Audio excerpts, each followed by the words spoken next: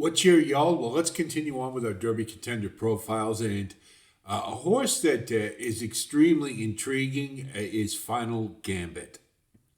He's a closer, winner of the Jeff Ruby Stakes, and has yet to run on dirt. So there's a lot of intrigue when it comes to this one. Trained by Brad Cox, you got the Axeman Luan Machado in the irons. By not this time, I think to me, that is something that kind of redeems this horse a little bit because not this time's notorious for being good on dirt or turf. So just something to think about. We take a look at the pedigree, and plenty of stamina on top with not this time. Pachinko with the first, second, and third dams. What I found is even the fourth, going back, mostly miler types.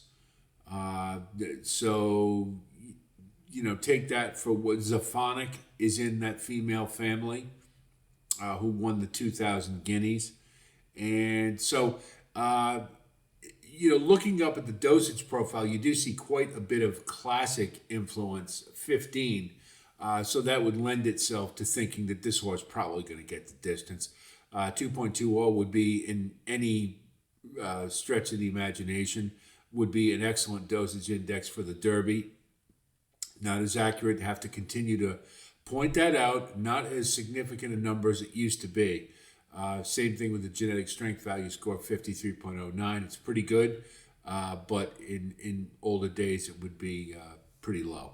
So, but again, it doesn't matter a whole lot. Looking at the conduit mare profile, you do see plenty of stamina, solid 9 and professional 4.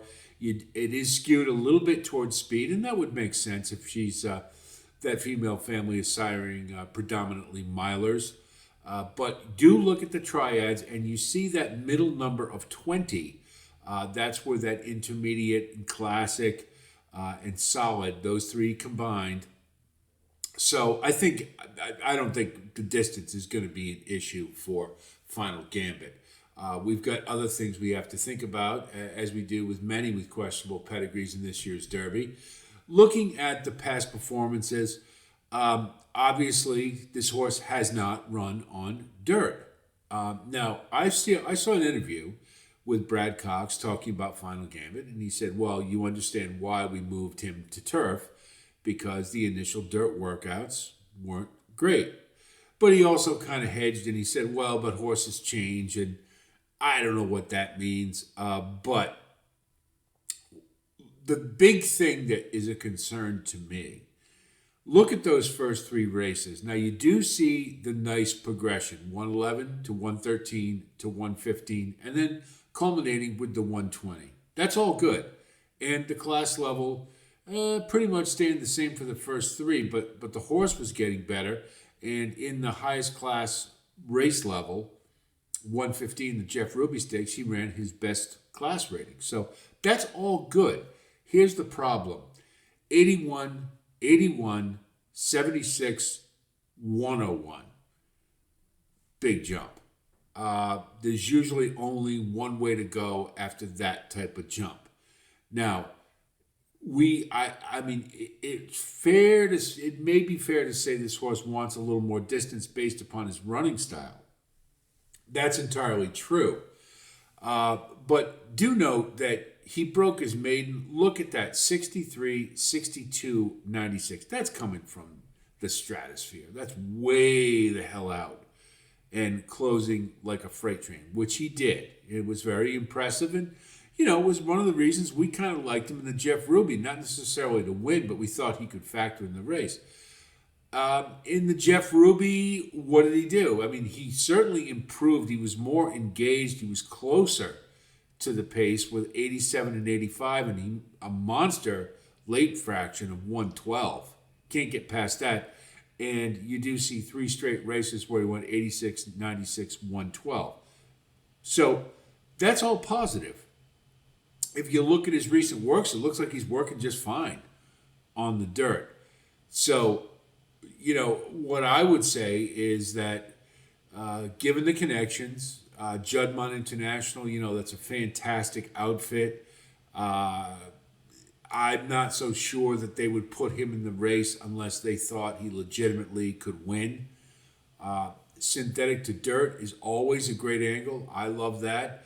I will note, though, he is training at Churchill, which kind of takes a little bit away from the synthetic to dirt. I like to see them continuously training at Turfway because it just keeps adding that bottom. Once they leave, then it's not so much a guarantee that he's going to run a big race moving from synthetic to dirt. So just something to keep in mind there.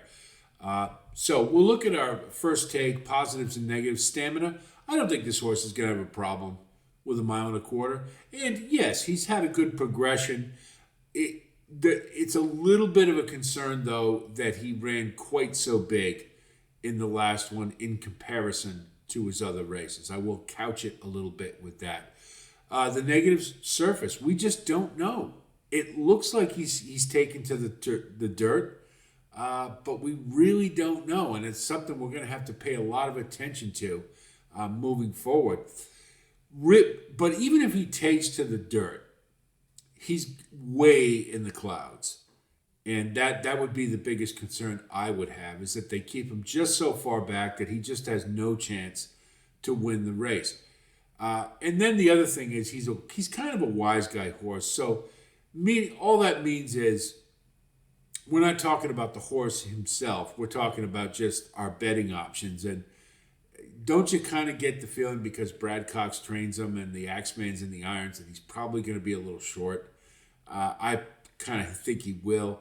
And, you know, in comparison to some of the others, I mean, you know, I don't know if I want too short a price on him because there are a lot of question marks. But we'll see how he trains, and looks to me like he's handling dirt. So if he does, I just think the running style really precludes him from being a crazy long shot winner of this year's Derby. But a horse maybe we can think about for underneath, certainly possible. But to me, it's going to be an odds decision, meaning game time. We'll have to see what his actual odds are. So that's Final Gambit. I hope this helps you with your own configuration and assessment leading up to the Derby. We'll continue on with our Derby contender profiles. And once we finish, we'll get into our elements of handicapping, form, class, speed, and pace. That'll probably be the end of next week. So be on the lookout for that. We're going to try to do that for the Oaks as well, time permitting. No promises. Elements of handicapping for the Oaks, we will absolutely do. I just don't know if I can get to contender profiles. Just time permitting. A lot of factors involved in that. So anyway, if you do like content like this, of course, please like and subscribe. And again, thanks so much to all of you who keep growing our community. Keep those comments coming. Loving it. Love the input. This is a really cool community now where everybody's talking to each other, and I'm loving it. So please keep that up. That's it from here. I'll talk to you soon. And until then, be well.